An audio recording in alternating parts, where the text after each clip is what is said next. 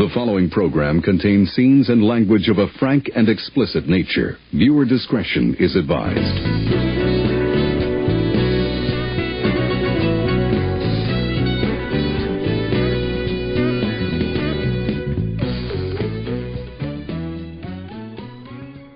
Hello and welcome to Film Jitsu, the podcast that wields films like deadly weapons. We are your hosts. I am Mike. And I am Jay. On this week's episode of the podcast, Jay had to watch Hot Frosty, the Netflix super Christmas sexy snowman surprise viral hit. We're also going to do our bottom 5 hotties. We'll play a couple of rounds of dueling double bills before Jay gets to reveal what film I have to watch for our upcoming episode. But before all that, let's go ahead and roll the trailer for Hot Frosty. Hey, so nice to see you. You get your heat fixed? My life is a mess right now.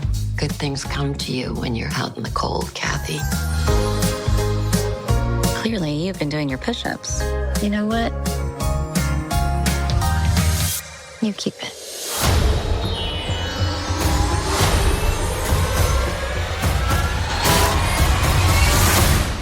It feels amazing. Excuse me, can I help you? This is Jack. I was a snowman. That's not good. The coveralls and the boots. Did you steal them? Yes. Man went streaking in front of poor Ethel Jennings. Hi there. I thought you could use some clothes, but you're gonna have to try them on. Oh, whoa, no, not right now. Got it. Maybe he's got something to hide. We could just turn the temperature down. In my house, we like it hot. What are you doing? You really gonna interrupt my finest interrogation work like that? I want to make the most of the time that I have with you. A man that sweet's just gotta be magic. For a snowman. You're one heck of a romantic.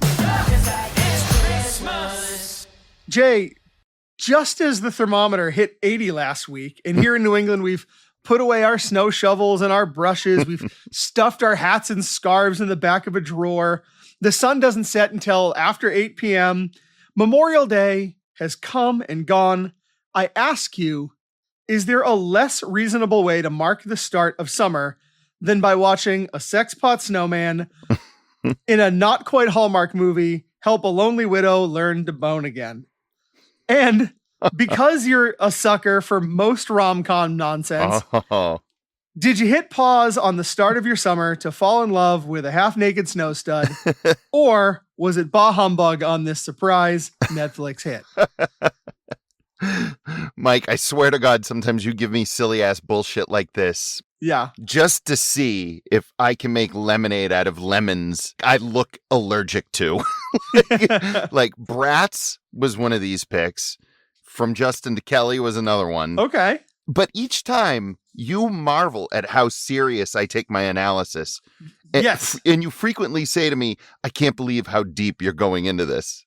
Yeah, I love that. I hope you're strapping yourself in, because this will be the most in-depth, thoughtful look ever at this, quote, viral phenomenon. Yeah. Well, for the record, this wasn't a cultural earthquake that somehow I had missed. Looking at the numbers, it was definitely a hit for Netflix. It was #1 for a week, and it reached the top 10 in a few countries.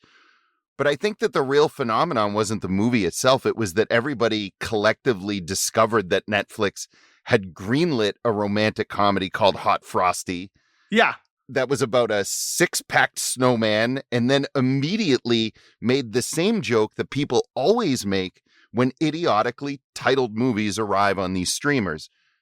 Just because someone thought up the title Velocipaster or Lamageddon or, Hot Frosty, did they really actually have to make the movie? You ask that all the time. Well, it didn't stop Netflix because, as you said, #1 globally on Netflix. We're talking 16 million views in the first 5 days. Yeah. It stayed #1 for a week and pulled in another 12.7 million views in its second week. Nah. And you can shrug at that if you want, Jay, but that's more people than watched Star Wars when it came out. So a lot of eyeballs saw this movie. It was everywhere. Now, granted, I think you're probably right. a lot of that was curiosity over the stupid title. And how many people watched the whole movie? Who knows? But you're right. I think the novelty here was sort of snakes on a plane, hot frosty situation. Exactly, You're not wrong about that by any means. Well, I went into this movie expecting exactly what Netflix was selling. It was goofy Christmas rom-com about a magical snowman who comes to life and falls in love, right? Okay. So because of that, I watched it with my wife, who is a total sucker for this kind of fare. Okay. Now, Carmen is a sophisticated, intelligent, and articulate woman, maybe the most of all three of those qualities than anyone I have ever met. Yeah, that's fair, actually. But every once in a while, when we watch a movie together, she drops a very particular kind of observation that summarizes succinctly her disdain for the proceedings. What the fuck? Exactly like that. Carmen, lover of silly romantic comedies and unapologetically maudlin schmaltz, felt this was a bridge too far. Yes! And you know what? She's mostly right. Uh-oh. Is this where you tell me you kind of love hot frosty? This is what I was hoping for. The film stars Lacey Chabert as Kathy and Dustin Milligan as Jack, the magically animated snowman. The setup is ridiculous, but that's part of the charm. The problem isn't that the premise is absurd. The problem is that the film sometimes seems unsure of exactly how absurd or heartfelt it wants to be. So Chabert is a veteran of teen movies, actually. Mean Girls and self-referentially Not Another Teen Movie. She's gone on into these Hallmark movies. And from 2014 on, she's become like a marquee name to that type of movie.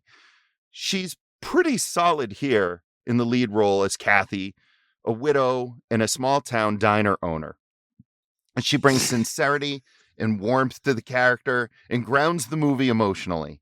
My only criticism is that at times, her thin-lipped, tight facial expressions feel a little limited emotionally. There were moments where I just wanted a bit more pliability to like the lower part of her face.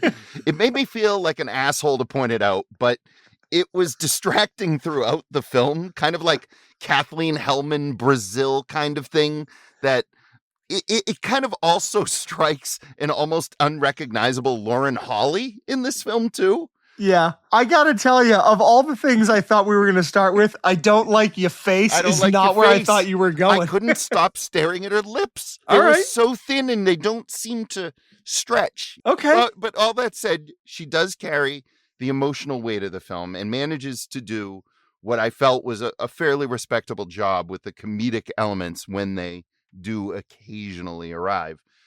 Dustin Milligan faces the film's toughest assignment as Jack the Snowman, and while he occasionally finds the right balance between sincerity and comedy, the performance ultimately feels miscast. He leans so heavily into ex-snowman Jack's innocent fish out of water qualities that the character often comes across less like a dream boyfriend and more like a humanized Labrador retriever.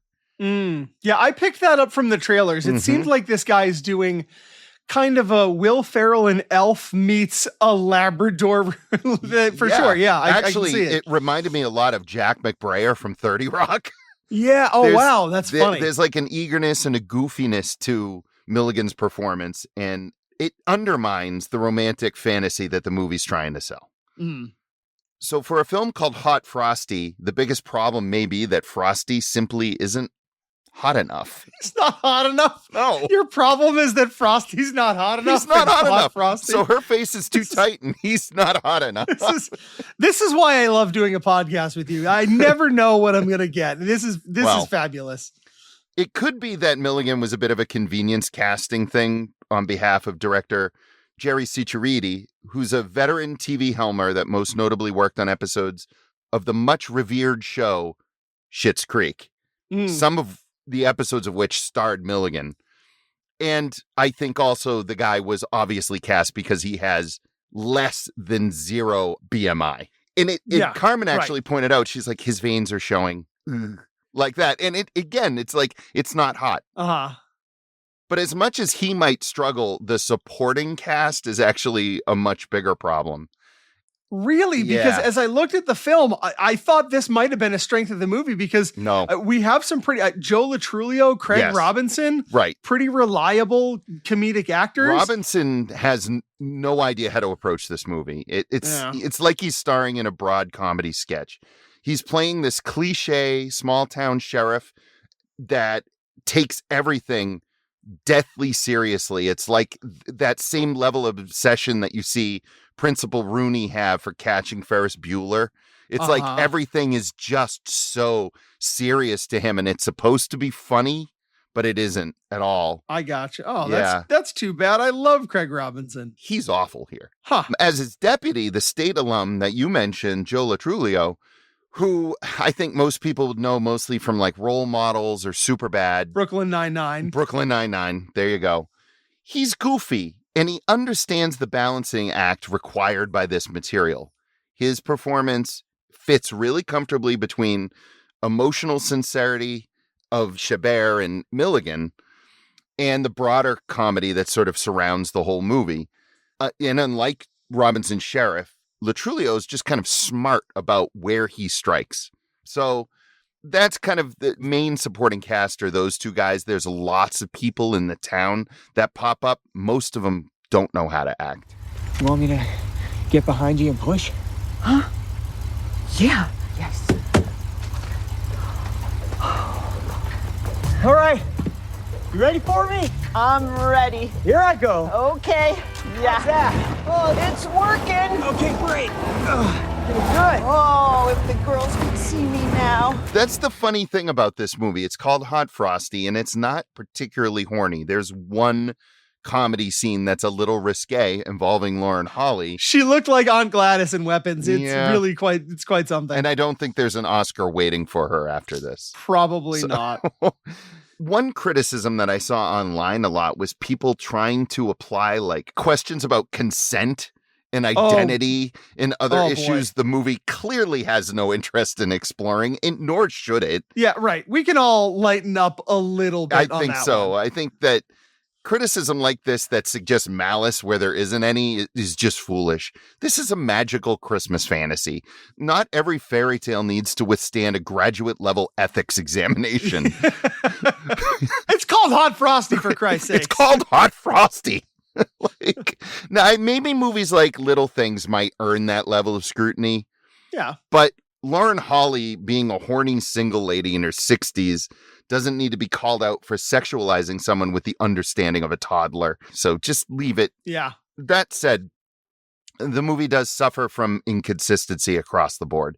It often feels like it's caught between a broad comedy and being a really sincere romantic drama about grief and healing. Yes, Hot Frosty is about grief and healing.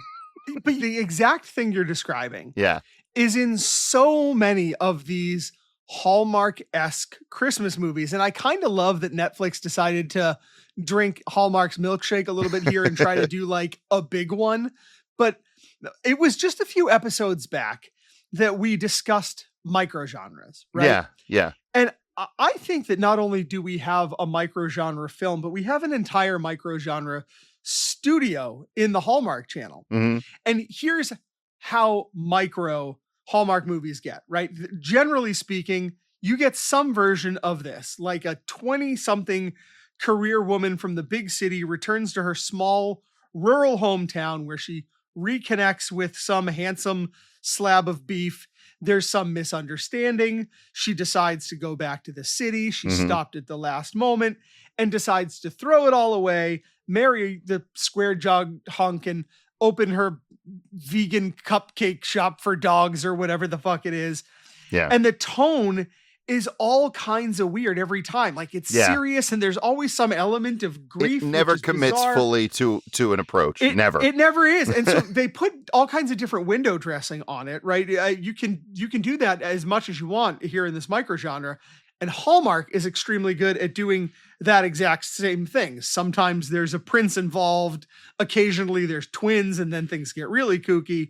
But it's all this very specifically structured, emotionally predictable reassurance porn where we know exactly what we're going to get. But I want to be careful in that I don't think I'm saying that necessarily as a criticism, because no. Yeah, a lot I get of what you're people saying. really like these films, and it's okay to like a movie. It's like reading those paperbacks, those romantic Sure, paperbacks, yeah. Harlequin romance novels, that kind of stuff. Yep. It's predictable. You get what you're looking for, and then you leave, and it's sort of like gone, like, Right. oh, well, yeah, I saw that thing. Yeah. Yeah, I was thinking about being critical of that, but really, how is that any different than the slasher movies that I love? No, it isn't. Right? It's the same that are exact basically thing. the same thing Yeah. over and Yep, over yep. and over again. I know exactly what I'm going to get. It's the same set of tropes, and there's that. And It's a taste thing. yeah, I think it is. And it is a little bit different than something like film noir that certainly has its own set of conventions.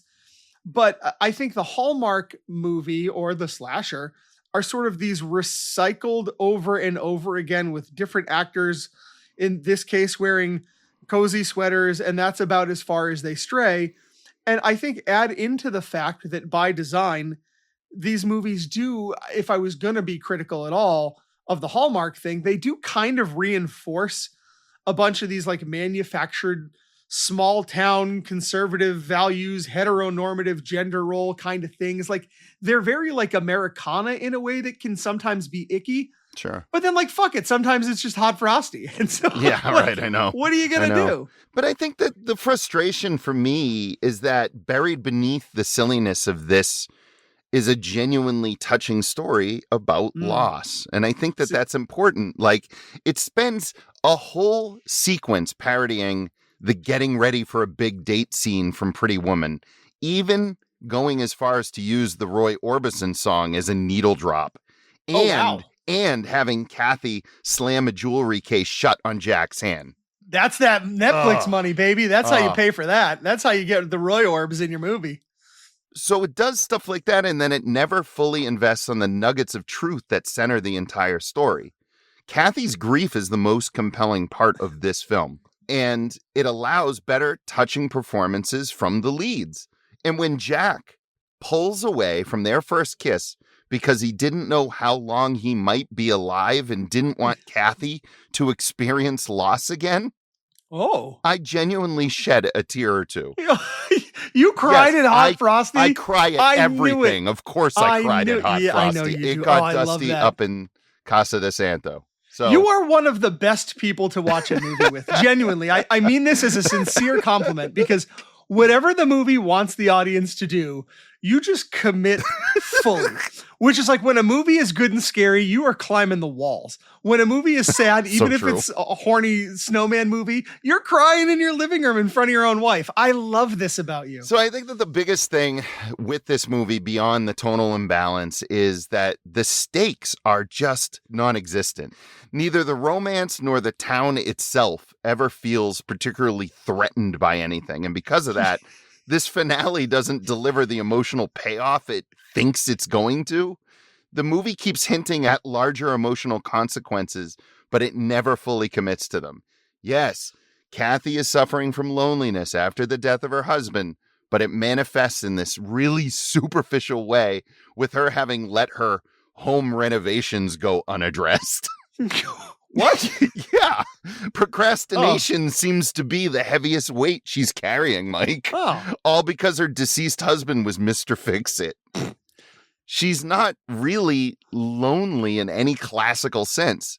As a much like diner owner, she has the love of like an entire town behind her for the duration of the film. And that's partially why the payoff of the movie, with the town rallying behind Kathy and her hunky snowman when the sheriff arrests him, none of it carries any emotional weight. Were the town of Hope Springs divided or otherwise struggling in some way, the Christmas magic of Hot Frosty could help it heal at the same time Kathy does. Instead, the townsfolk are present and oddly accepting of the weirdness of Jack's snowman to hot dude transformation, and it feels like the script just was stopped one revision short of figuring out exactly what it could have been. So wait, the whole town knows he was a snowman? By the end of the movie, everybody's like, oh yeah, he's a snowman, duh. And they're not like, Oh, not like, oh, that's a monster. We've got to kill it. No, nothing like that. Oh. Everybody loves him. He's a hit in this town. He's supposed to lay low, but he doesn't. Right. He ends up becoming everybody's friend. He breathes new life into this town, which had plenty of life to begin with, so it's not really a problem. But they all love him, and then when they find out he's a snowman, they all collectively shrug and go, it's Christmas. They're not like, oh, Satan is animating the snow in our town. We clearly need to kill it. It's not that Americana. Oh, boy. Also, the fact that Jack becomes real when the scarf is finally removed from him, it was like never plainly stated that the scarf was in any way really related to his reanimation. She puts the scarf on the snowman, and then he comes to life, and then he always wears the scarf. Yeah, So I figured it was like Frosty and his magic hat, right? Well, there was no magic hat. That got run over at the very beginning of the film. So we had a scarf instead. Yeah, so, but same idea. I figured the scarf was the key to him being alive. As it turns out, the scarf is the thing that kept him being a quote-unquote snowman and why he was always melting all the time, because he was constantly sweating and yeah, but it was not built up or earned in any way, shape, or form. So by the end of it, he's just human. It's okay. And they get to live happily ever after.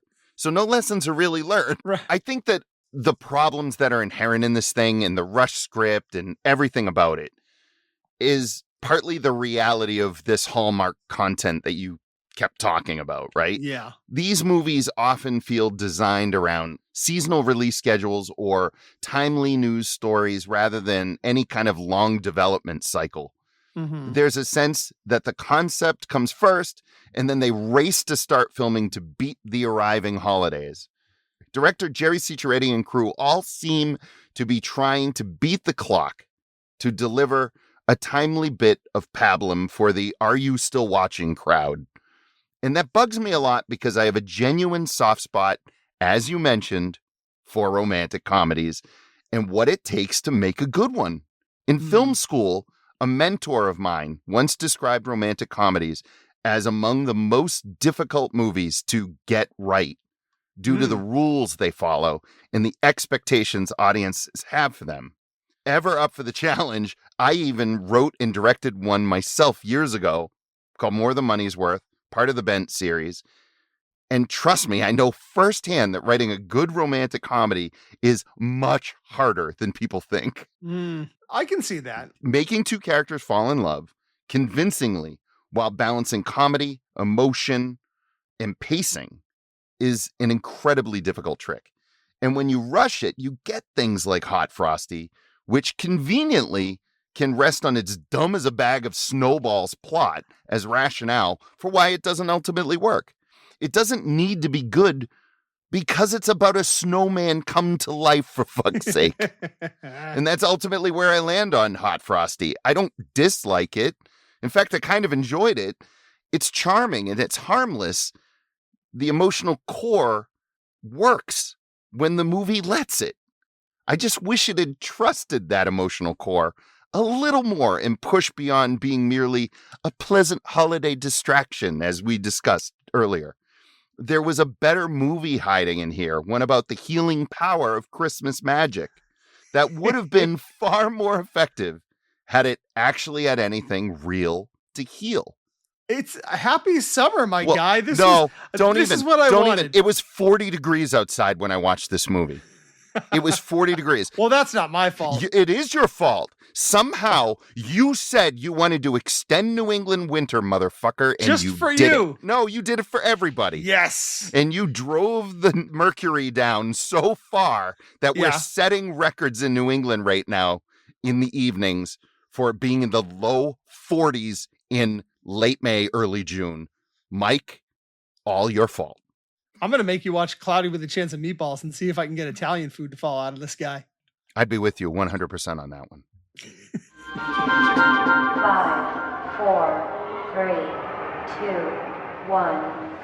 Jason, it seemed quite obvious to me that the only logical bottom 5 to go along with Hot Frosty would be bottom 5 hotties.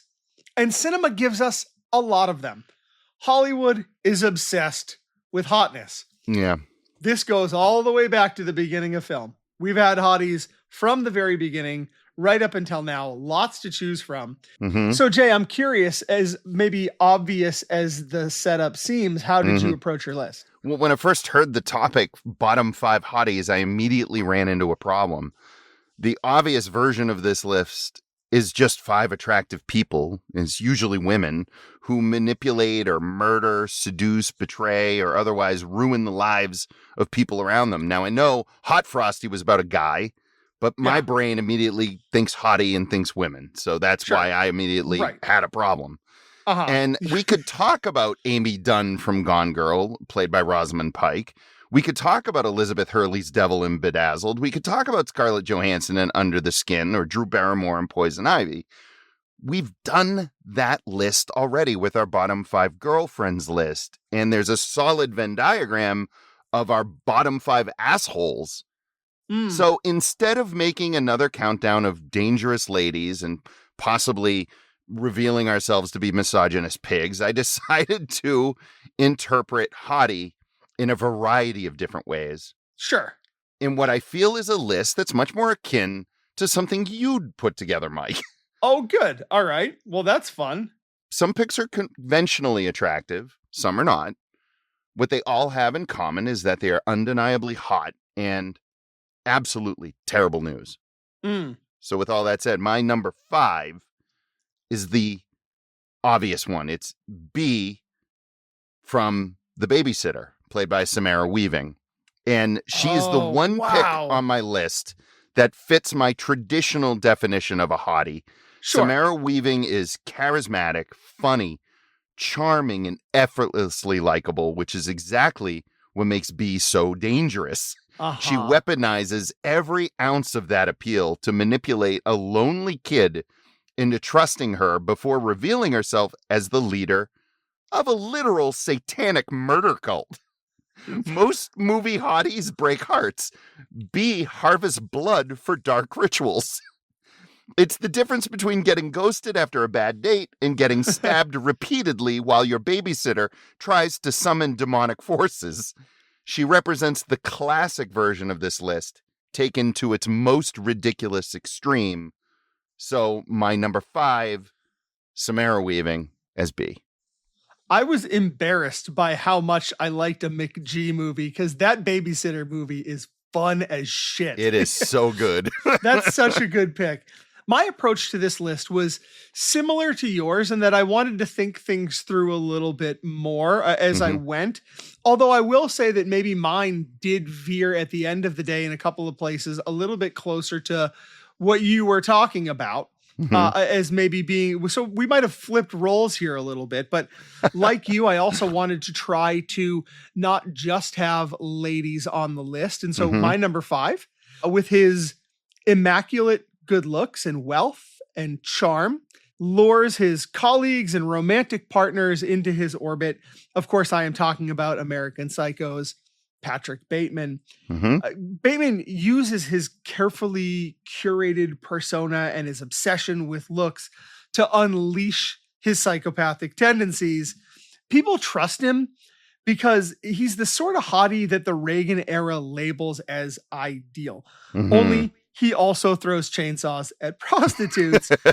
He was kind of the original looks maxer before that was even a thing. So true. Yeah. He's a total lunatic hiding behind a perfectly plucked and moisturized facade. Patrick Bateman is my number 5 hottie. Well, he's my number 4 hottie. No way. But the reason is he's the ultimate inversion of the femme fatale. Yeah. Right? A man so handsome and successful that people overlook every screaming red flag that this guy has imaginable, right? Christian Bale, he'd eventually become Batman, but first he perfected Bateman. A man who proves that being hot and being a complete psychopath are not mutually exclusive traits. So yes, he was my number 4. Mary Harron's American Psycho. Well done. All Good right. call, Mike. I love that you had that at number 5, and it made it very easy to segue into my number 4. What's your number 4? I'm pretty sure we talked about my number 4 previously on the show. I know that you've brought it up in a bottom 5 of yours before for other things, but it would be crazy for this list to come and go without me talking about Syl, played by Natasha Henstridge in the Species franchise. You know, we've not talked enough about this franchise. I think you're right. I think I mentioned it once or twice, but it's so worth having on a bottom 5 for sure. Yeah, Syl is an alien-human hybrid designed to seduce and mate with humans.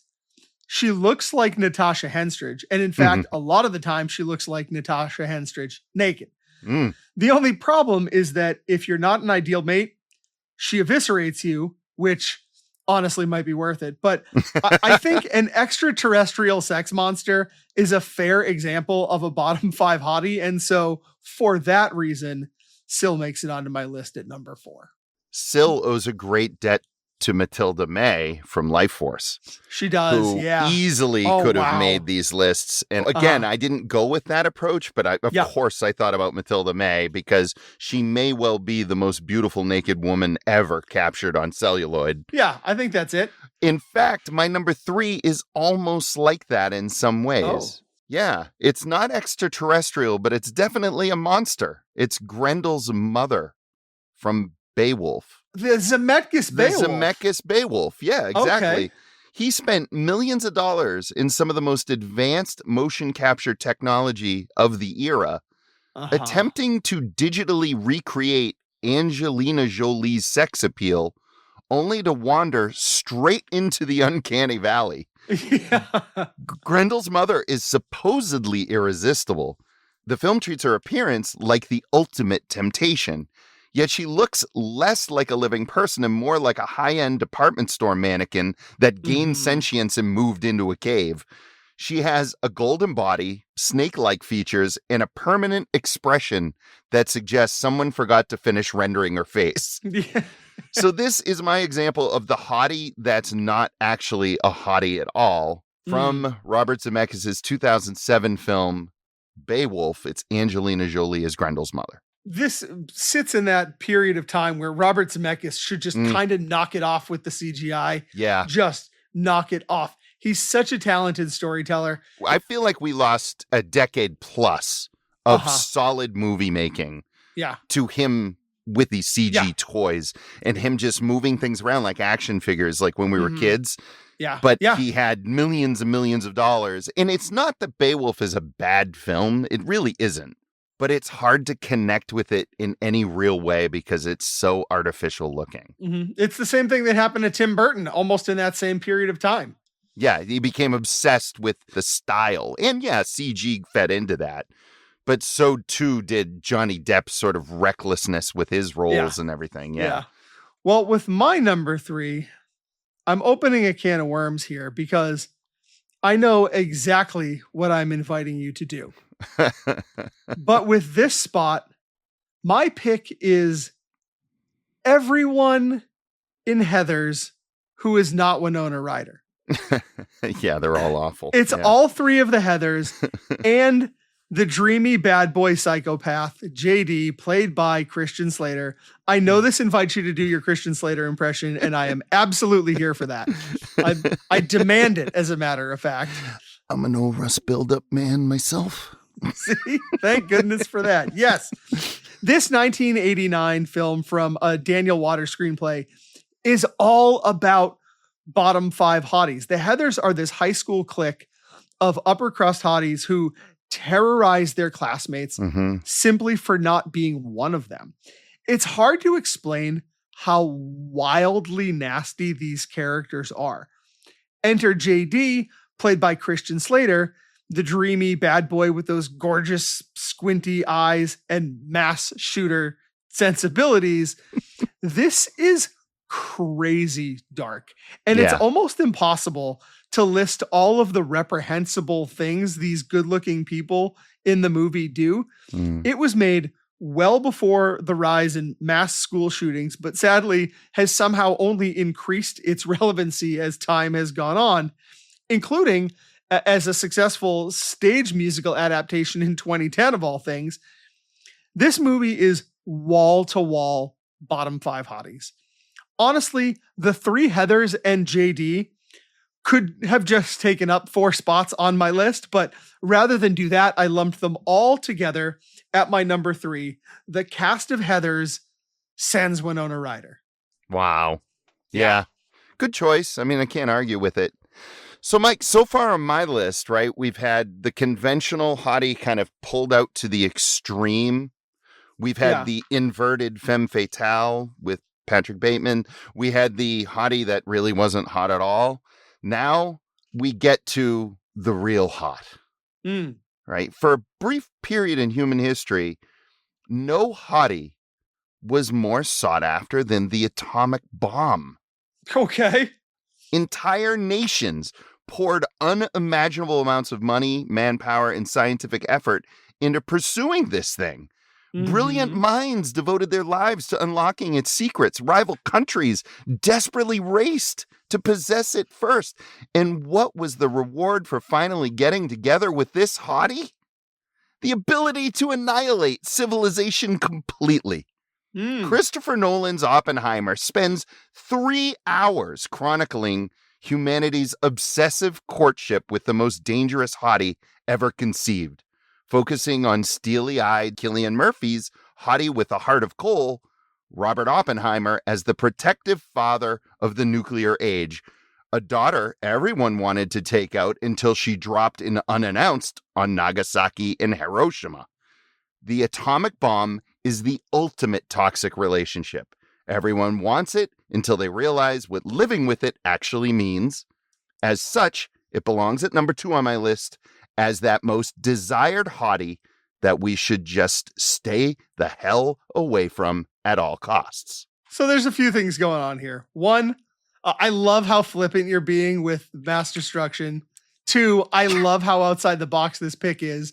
And 3, I absolutely love that there's something on your list at number 1 that is somehow worse than a nuclear annihilation. Yeah. I can't wait to find out what that is.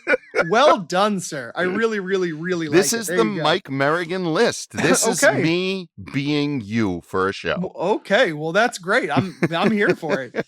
My number 2 is perhaps a bit more conventional. I almost left this one off my list entirely because she's kind of in the same vein as Syl from Species. And yeah, pun intended, because my number 2 is Santanico Pandemonium, played by Selma Hayek. Oh, that's a good pick. From Dusk Till Dawn. Yeah. She's the exotic dancer who also happens to be the queen of a den of vicious, bloodthirsty vampires. 1 minute she is doing the absolute sexiest dance you have ever seen in your entire life. Yeah. And in the next moment, she's transformed into a hideous ghoul and turns a bar full of already dangerous bikers and truck drivers into a swarm of vampires. But Santo. Yeah. I am not sure that I can emotionally, psychologically, or legally convey what Salma Hayek's dance in this movie did to a 15-year-old Mike Merrigan. Somebody should have shot me in the neck with a tranquilizer gun and chained me up in a boxcar like the T-Rex from a Jurassic Park movie. So the fact that she'll tear your throat out makes her a bottom 5 hottie. The fact that I think it might be totally worth it and I'd absolutely sign up for the experience is what makes her number 2 on my list. Yeah, that's fair. Ooh. I remember I showed that scene to my oldest son when he was pretty young. He might have been 9, and he asked me, he said something like, "Dad, what is really hot to you?" And the first thing that popped into my head was that scene from Dusk Till Dawn. And so I played it for him, and I said, "So what did you think at the end of it?" And he goes, "She's all right." Kids today. 9-year-olds today. Good Lord. I know. I had to put a few ice cubes down the back of my shirt here to cool off, but I think I'm with it. You're going to need them for this next one because at approximately 10,000 degrees Fahrenheit on its surface and millions of degrees at its core, the sun is literally the hottest thing in the solar system. Danny Boyle's sunshine from 2007 asks an important question. What if the thing that keeps us alive suddenly stopped doing its job? The entire film revolves around humanity trying to rekindle this dying hottie before it takes everyone down with it. Unlike every other entry on this list, the sun doesn't need manipulation, murder, or psychological abuse to be dangerous. Its mere existence is lethal. Get too close, and you're dead. Get too far away, and you're dead. Lose its affection, and the species goes extinct before the Earth is left a cold, dead rock drifting lifeless in the universe. That's not a hottie. That's the most high-maintenance relationship in the history of the universe, and a primary example of a hottie that holds you captive and will never let you go until it does, and it kills you. So that is my number one, The Sun from Danny Boyle's Sunshine. Does it get any worse? No, it doesn't. No, technically speaking, I think this is both scientifically factual and it's cinematically accurate. You're not wrong. Things go real shit on that mission to the sun. That's for sure. In very unexpected ways. Yeah, right. Oh, that's a great film and an even better pick. I love it so much. I just realized we have Cillian Murphy on 2 of my movies on my bottom 5. Yeah, you ought to think more about bottom 5 hotties. Right. I mean, yeah, yeah, worth exploring. Have you seen the guy in an interview? I have, yes. My number one. Someday we will do a femme fatale list. And this list isn't quite that, because a femme fatale is not just a dangerous woman. It is kind of a very specific thing in cinema language, right? And so I felt like it was important to represent that on this list. And it would be insane of me not to include a femme fatale on a bottom 5 hotties list. And it would be even more insane if that selection was not Barbara Stanwyck in the 1944 Billy Wilder classic Double Indemnity. Yeah. Right? Yeah. Perfect. Holy moly with this one, Jay. First off, Stanwyck is an all-time hottie. An OG smoke show, no question asked. Yep. But in Double Indemnity, as Phyllis, she uses that allure to manipulate, lie, calculate, conspire to murder, and leave a trail of ruined lives in her wake. She's one of cinema's coldest and most calculating hotties, who convinces Fred McMurray's Walter Neff to commit murder for insurance fraud. Yeah. She's a catfish before there were catfish. Yeah. And the more attractive and captivating she is, the more dangerous she is to get involved with. And I think this is one of Hollywood's all-time great performances. Yeah, it is. Yeah, for sure. And so it earns the number 1 spot on my list. Yeah, and it'll earn the number 1 spot on both of our lists for bottom 5 femme fatales whenever we get around to it. Right. It's going to be very hard for anyone. It may have to be excluded intentionally and just we name the list after her and just, yeah. That's a great choice. I think you nailed it. That's exactly right. If the people listening to us, if our audience has any bottom 5 hotties that they'd like to divulge to us, feel free to hit us up on the socials or leave a message on the website. There's a contact form on any one of the episode pages, or write to us at j@filmjitsu.net or mike@filmjitsu.net. We'd love to hear from you. And along with that, listeners, I'm going to ask you to do us a favor, right? You've been listening to the show. You've been enjoying the show. We've been enjoying making it for you. If you could just take a second out of your day to hop on to your platform of choice, give us a 5-star review, give us a rating. It really helps us out. It gets us into more ears. That's what we're looking to do here at Film Jitsu. So please take a second, help the show out. We would be ever so grateful. So grateful, in fact, that if you do that, Jason might come to your house and do that Santanico pandemonium dance in your living room. That's the thing that we'll offer. Snake and all. Yeah, that's for sure. So that's the new, it's a new level in our non-existent Patreon, is that there's a level that Jason will come to your house and do the Santanico pandemonium dance. That's it. So stay away from my feet.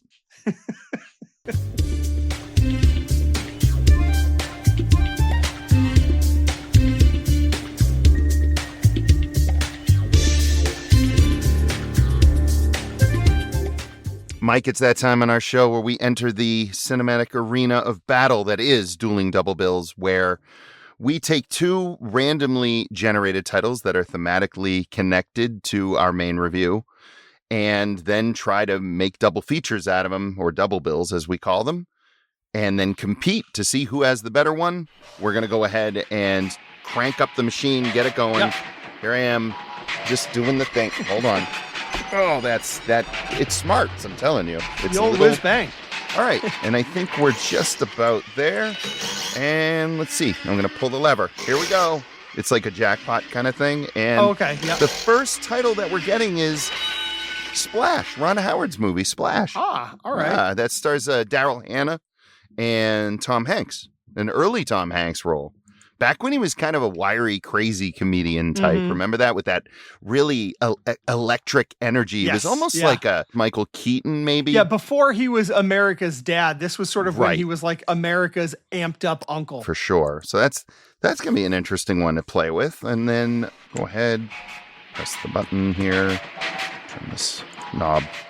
In the MST3K movie, they were watching the movie This Island Earth. And at one point, the scientists in it are turning knobs. And and I think Crow T Robot said something like, men flipping things and adjusting them. And so every time I'm working the movie title generator, I often think of that line. It's going through my head. And adjusting them. So, all right, here we go. And it is... Oh, cool. Man, this is a great one. And it's a movie we would never get to talk to on the show because it's just so good. The Witches of Eastwick. Oh, cool. Yeah, right? Jack Nicholson as the devil. The three women were Cher, Michelle Pfeiffer, and Susan Sarandon. And Veronica Cartwright? Veronica Cartwright is in it as well.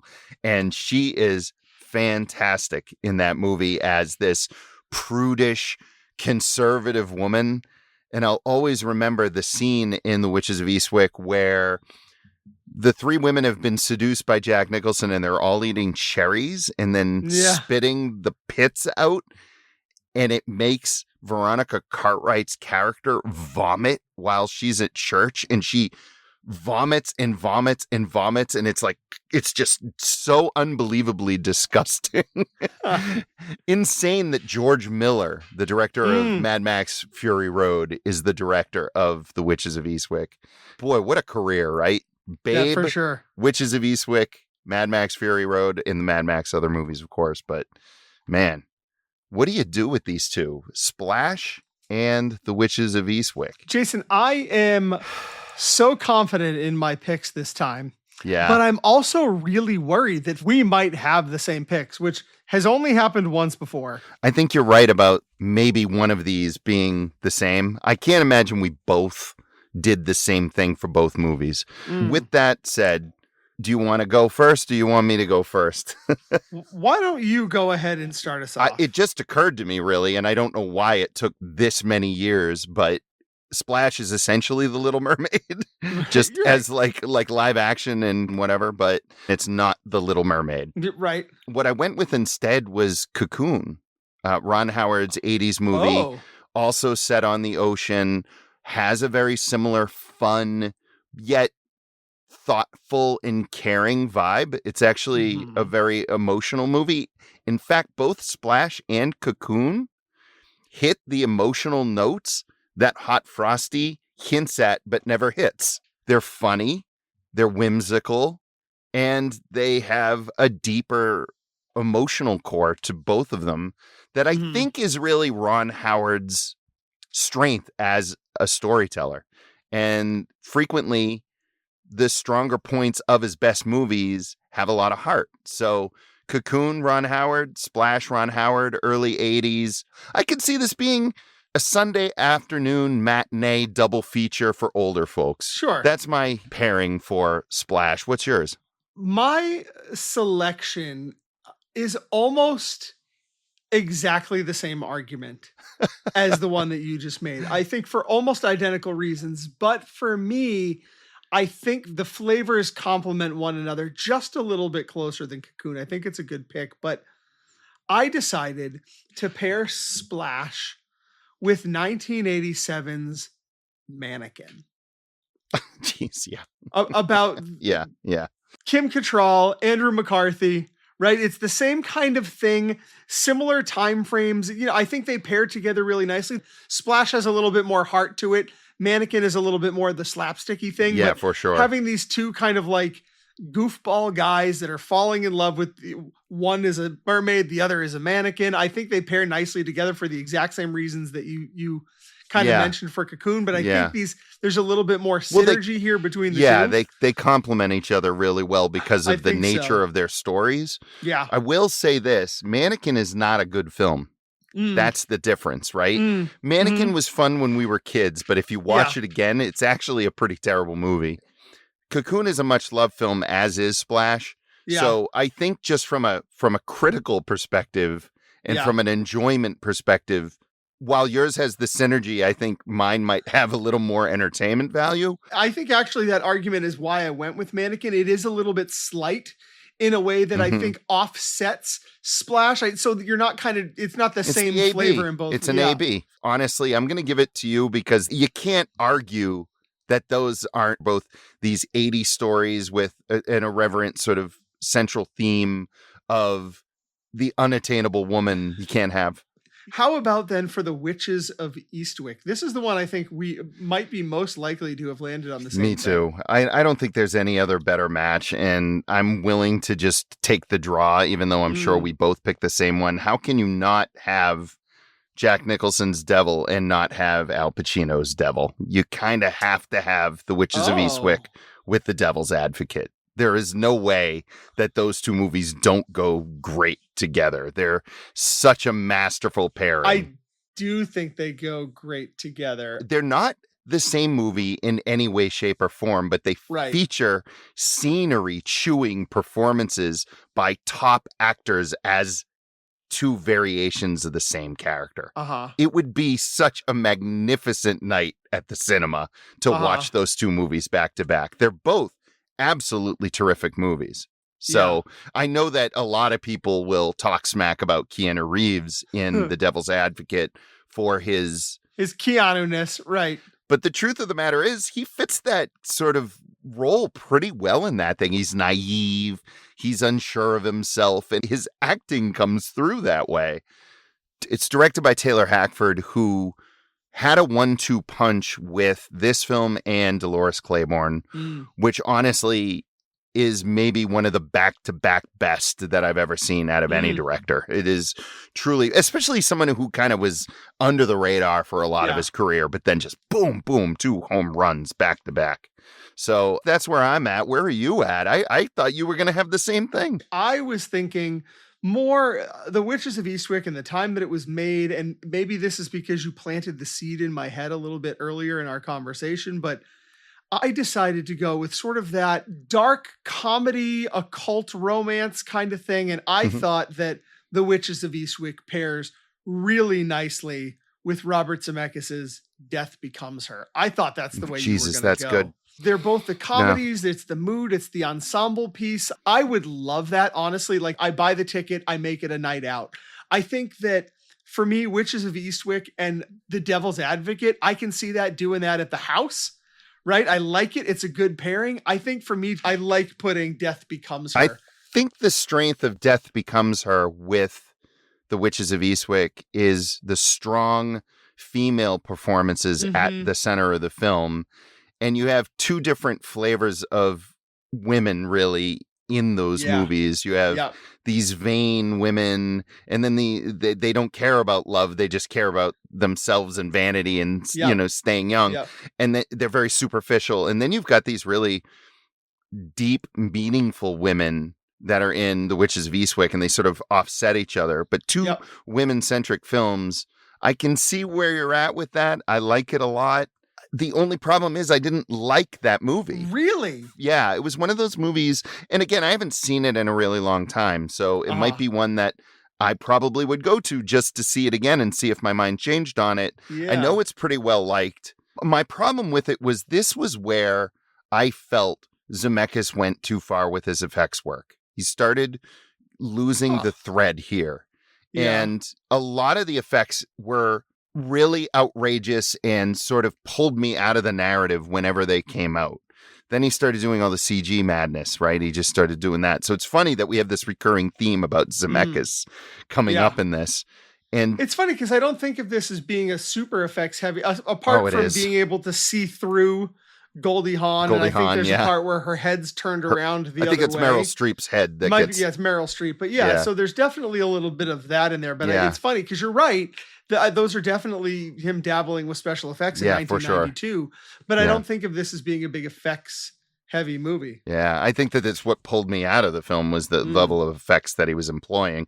I didn't think Bruce Willis was particularly good in this film as that nebbish sort of... It was playing against type, which I love that he tried to do that so early on in his career. Yeah. But I didn't think he was particularly effective. So for me, I still like mine better. Sure. But I can like one movie better and still recognize that one pairing might be better. So I don't know where to go with that one, to be perfectly honest. I'm going to let you make the call. We either have women-centric pairing or we have devils. I got to go with the devils. Yeah. Okay. I got to go with the devil. I mean, that is a fun night at the cinema. There we go. So we have that's my feeling, but that's good. Well, and you know what? I like both of those films. So if we're looking to break ties, that works for me.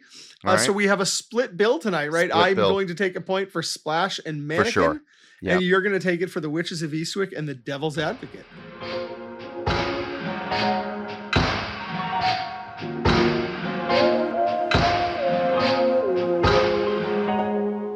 Mike, next time, because our episode lands on Father's Day, I figured we should probably review a movie that has something to do with fathers. Yeah. And since I'm a thoughtful, caring friend who only wants what's best for you, I've selected a film that has been sitting on my personal somebody else go first list for years. Terrence Malick's 2011 film, The Tree of Life. Oh my goodness, sir. Now, depending on who you ask, The Tree of Life is either one of the greatest films ever made or 139 minutes of whispered narration, floating curtains, and cosmic level self-importance. Yeah. It apparently grapples with childhood, parenthood, memory, grief, faith, mortality, and if I'm not mistaken, there are dinosaurs in this movie, Mike. Right. And here's the thing. One of our favorite film podcasts, Film Spotting, absolutely adores this movie. Producer and former co-host Sam Van Halgren gave it 5 stars. Uh-huh. Adam Kempenaar gave it 5 stars. Josh Larson, who unlike the rest of those clowns actually appeared on this show, also gave it 5 stars. Yeah. So either this is a bona fide masterpiece or all three of them got caught up in a 2-hour cinematic lava lamp and collectively decided it was profound. So consider this my Father's Day gift to you, because if you love it, great.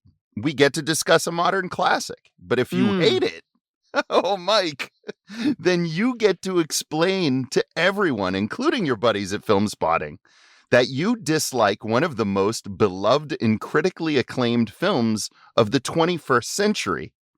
It'll be right up there with your ongoing campaign against Meryl Streep as evidence in the case against your overall cinematic judgment. Mm-hmm. And because The Tree of Life is fundamentally concerned with creation itself, our bottom 5 next time will be bottom 5 creations. Ooh. Interpret that however you want. It could be a monster. It could be a terrible invention. It could be a product or a machine, a disastrous idea. The only rule is a simple one. Somebody had to decide to make it. No accidents. It's Father's Day after all, and we all know every child was a planned for gift. So until next time, when Mike reports back with his take on The Tree of Life and we count down our bottom 5 creations, I am Jay. And I am Mike. And we'll see you next time.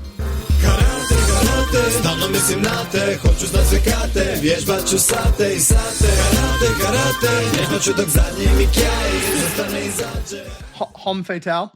Homme fatale. Humph. That sounds like a weird Turkish dish. Well, yeah, I'd eat it. Hello? I try it. Humph it out.